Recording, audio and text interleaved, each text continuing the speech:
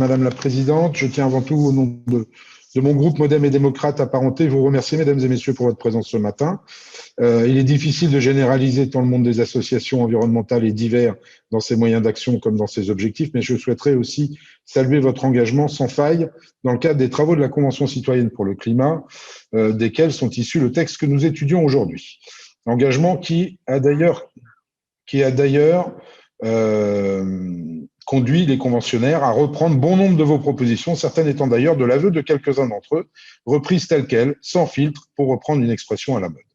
Je suis d'ailleurs assez surpris au fur et à mesure des auditions menées sur ce projet de loi de constater que beaucoup d'acteurs directement impactés par ces propositions n'ont absolument pas été consultés par la Convention citoyenne ou alors à minima, laissant craindre un certain manque de représentativité, oserais-je dire, un certain déséquilibre dans les solutions proposées. Quoi qu'il en soit, et nous avons au groupe Modem et démocrate apparenté déjà eu l'occasion de nous exprimer à ce sujet, je suis convaincu que la transition écologique à laquelle nous travaillons sans relâche ne pourra se faire que si elle est économiquement et socialement acceptée, tant par les entreprises que par l'ensemble, je dis bien l'ensemble des citoyens. Il est impossible de définir un nouveau modèle à marche forcée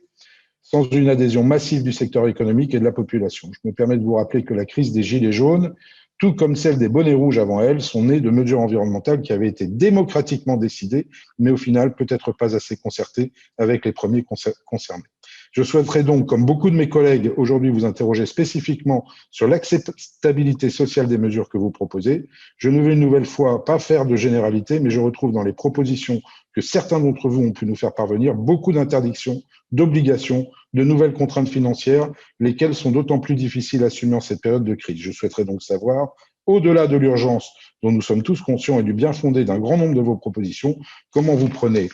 en compte leur acceptabilité sociale et économique et si vous évaluez leurs chances de réussite à l'aune de cette notion.